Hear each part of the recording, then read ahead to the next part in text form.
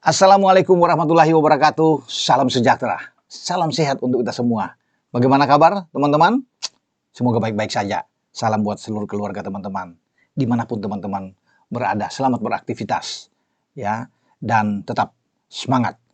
Oke, kita bicara soal timnas U23 kita. Kita lupakan kegagalan di Piala AFF atau Asian Cup kemarin, kalah dari Vietnam. Sekarang kita tertuju fokus ke pertandingan berikutnya atau laga melawan Korea Selatan, ada Laos dan Makau, kualifikasi U23 Piala Asia.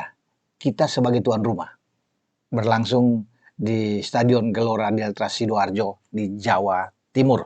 Target kita pasti harus juara grup, karena hanya dengan juara grup untuk membawa tim kita ini bisa masuk ke putaran final di Arab Saudi, ya. Tapi ingat, tidak mudah. Korea Selatan lawan paling berat yang akan dihadapi oleh Marcelino dan kawan-kawan, ya. Dan kalau dengan Makau atau dengan Laos ya tidak terlalu saya pikir berat buat kita, dan saya rasa bermain di kandang dengan kualitas pemain-pemain kita yang di atas dua tim yang saya sebut tadi, kita bisa menang. Tapi Korea Selatan ini berbahaya bagi kita. Tim yang sangat kuat. Kita tahu bersama mengalahkan Korea tidak mudah, tetapi dengan ketambahan pemain-pemain yang bagus, yang punya kualitas, saya rasa ya bagi kita bisalah kita bisa mengatasi Korea Selatan. Karena amunisi yang akan diangkut nantinya tetap dengan pelatih yang sama, Gerald Van den Berg, untuk U23 nantinya, itu sudah berubah, berbeda sekali. Bahkan separuh di antaranya pemain-pemain baru. Mungkin kalau itu mungkin cuma 10 pemain yang akan ada, yang saya lihat yang bisa dibawa, 10 atau 11 pemain yang akan bisa dibawa. Sama mungkin bisa Donitri misalnya dari AFF kemarin ya. Secara hitung-hitungan ya, saya Donitri, mungkin Muhammad Ferrari, Kadek Arel, Ahmad Maulana, bisa dibawa Arkan Fikri, Robi Darwis, Tony Firmansyah, itu yang bisa dibawa ya. Termasuk dengan Alhesi Buffon, ya, penjaga gawang juga Muhammad Ardiansyah bisa diambil, Cahya Supriyadi itu bisa dibawa ya. Kita tunggu apakah Dava itu akan dipilih juga akan dibawa, karena kan perlu ada 3 kiper. Kemudian kalau tidak ada Dava ya bisa aja, kalau sudah pasti di depan adalah Jens Raven yang bisa dibawa. Saya pikir itulah antara 10, 11, 12 pemain yang bisa ada menurut saya kalau melihat dari pertandingan yang kita sudah mainkan kemarin di Piala AFF ya, sampai ke babak final. Selebihnya saya pikir mesti dari luar. Mesti pemain-pemain itu, pemain-pemain diaspora lah, pemain-pemain yang abroad, yang bermain di luar. Ya, coba saya bisa hitung teman-teman ya, apa yang harus dilakukan oleh Gerald. Di luar itu masih ada Marcelino Ferdinand, ya, yang bisa ada Ivar Jenner. Marcelino kan kita tahu itu di Oxford tapi akan dipinjamkan. Ivar yang sudah bermain di tim utama dari Jong U21 di Utrecht, sekarang dia bermain di Eredivisie. Peningkatan yang luar biasa bagi Ivar. Tentunya selamat buat Ivar yang sudah berada di level tim utama di Eredivisie, Ivar Jenner. Kemudian Justin Hubner, setelah keluar dari U21 di Wolf, sekarang dia mendapatkan klub Fortuna Sittard. Bagus. Fortuna Sittard kemarin mengakhiri musim di Eredivisie di peringkat ke-11, teman-teman. Dan di sanalah Justin Hubner, pemain berusia 21 tahun kita ini, ikut bermain. Ya, jadi dia juga saya mengucapkan selamat sudah mendapatkan klub barunya, ya, dan berkompetisi di kasta tertinggi di Belanda. Ya, itu yang ada ya. Kalau pemain lainnya mungkin saja Rafael Struijk. Rafael Struijk sudah bermain di Indonesia di Liga Super saat ini bersama dengan Dewa United. Ya. Kalau Jens Raven kan sudah bilang tadi, ya, tapi Jens juga bermain kita sudah bukan abroad sebenarnya ya. Dia bermain di Bali United, sudah resmi keluar dari Dordrecht.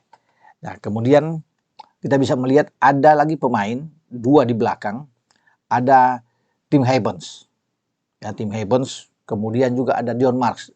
2 anak muda ini tidak terpakai. Tadinya mereka diplot untuk ikut di Piala Asia di bawah coach Indra Safri di Cina. Ya, kemarin, tetapi karena telat, ya, tadi akhirnya mereka tidak masuk. Di U23 juga kemarin di AFF tidak ada. Ya, rupanya mereka akan disiapkan oleh Van den Berg untuk bertanding di kualifikasi U23 di Sidoarjo. Jadi kalau ada tim Heybens dan Dion Marks, ini juga suatu hal yang sangat bagus untuk pemain-pemain kita tambah kuat. Artinya di jantung pertahanan kita oke lah. Karena kita kan menghadapi tim kuat yang saya bilang tadi seperti Korea Selatan. Lalu yang dinanti-nantikan, yang ditunggu oleh kita semua adalah Mauro Silstra. Ya, Mauro Silstra sedang menjalani proses saat ini untuk naturalisasi dia menjadi warga negara Indonesia. Ketersediaan Mauro Silstra ini penting sekali. Bukan saja di U21, U23, teman-teman, tetapi juga dia menjadi pelapis Ole kan kita tahu lagi cedera saat ini. Jadi ke tim senior dia pasti akan diandalkan oleh Patrick Kluivert sebagai pelatih.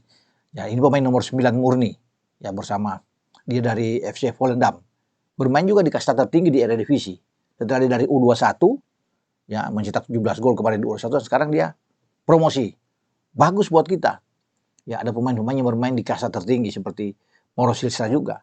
Dan kemarin dalam uji coba ketika menang 17-0 dari Bemster, kalau nggak salah, uji coba, Mauro Silstra mencetak 6 gol. Luar biasa untuk satu pertandingan uji coba. Jadi saya pikir kalau untuk urusan goal getter atau pemain-pemain yang ada di depan, dia akan menjadi pilihan utama menurut saya. Walaupun kita punya Jens Raven, tapi dengan keberadaan dari Mauro Silstra ini pasti Gerard van den Berg sebagai pelatih akan mendorong dia sebagai pemain nomor 9 yang ada di depan. Jadi kita beruntung teman-teman. Kita punya pemain-pemain yang bagus di depan. Selain ada Mauro Silstra, kita punya Rafael Struijk, punya Jens Raven. Tinggal dipilih ya oleh Van den Berg siapa yang akan dimainkan. Dan kalau nama-nama ini ada, saya yakin kita akan sangat kuat. Ya. Apalagi kalau ketambahan satu pemain yang masuk yang sedang diperbincangkan saat ini, yaitu siapa? Miliano Jonathans. Ya, pemain berdarah anak Depok ini dari neneknya, konon disebut-sebut akan masuk karena media Belanda kan sudah sementara melihat bahwa dia kemungkinan besar akan dinaturalisasi. Ya semoga, kita berharap kalau Miliano datang, dia masih 21 tahun. Dia bisa berada di dalam tim U23 kita, tambah kuat lagi. Dia bisa sebagai gelandang serang, bisa lagi melebar, bermain di sisi flank yang menjadi posisi dari Miliano Jonathans. Jadi bisa dibayangin kalau di depan ada Rafael, ada Mauro Silstra, kemudian kita punya Miliano bermain di kanan. Sudah 3 di depan sebagai pemain yang ini lini yang dikeluhkan oleh Gerard van den Berg sejauh ini ketika di AFF kemarin. Ya karena kita hanya mengandalkan seorang Jens Raven. Dua sayap kita tidak bisa berfungsi dengan baik. Walaupun kita punya Rahmat Arjuna, punya Victor Detan yang tadi sudah dicoba, kemudian Ryan Hanan yang didorong ke sana, tapi di sisi flank ini tidak jalan. Nah semoga dengan ada Miliano misalnya, kalau Milan untuk masuk, ada Rafael, ini akan sangat kuat. Sangat kuat buat kita. Marcelino bermain agak ke tengah, di belakang Mauro Silstra. Ditunjang dengan Ivar Jenner dan Arkan Fikri, ini akan bagus. Karena ini gelandang-gelandang yang sangat istimewa kalau bermain di posisi tengah. Jadi kita kelemahan kemarin di tengah juga tidak kreativitas, butuh gelandang yang kreatif. Nah kita punya Marcelino yang bisa mengatur, punya Ivar yang kuat dalam bertahan dan juga dalam counter attack, punya Arkan yang juga bisa mengatur. Arkan Fikri di tengah, karena kemarin terasa kan ketika Arkan tidak ada sulit. Jadi finalis cuma masuk mungkin tidak lebih dari 10 menit bermain, tapi itu menyulitkan buat dia, sudah telat bagi dia untuk masuk karena dia dalam posisi yang tidak bugar memang. Ya sehingga tidak dipaksakan untuk tampil. Tapi ketika dia bugar, Arkan akan menjadi pemain yang bagus di tengah. Jadi itu sudah solid. Di depan sudah oke, tengah sudah oke. Di belakang, kita banyak pilihan di belakang. Karena kalau bermain misalnya dengan 4 back, itu kuat. Ada Justin Hapner, bisa bermain dengan Dion Marks. Bagus. Atau ada Muhammad Ferrari. Ada juga Kadek. Sehingga di belakang itu oke. Kakang Rudianto. Itu bisa dibawa juga, Kakang. Itu bisa bermain. Jadi di belakang sebenarnya kita itu padat, banyak.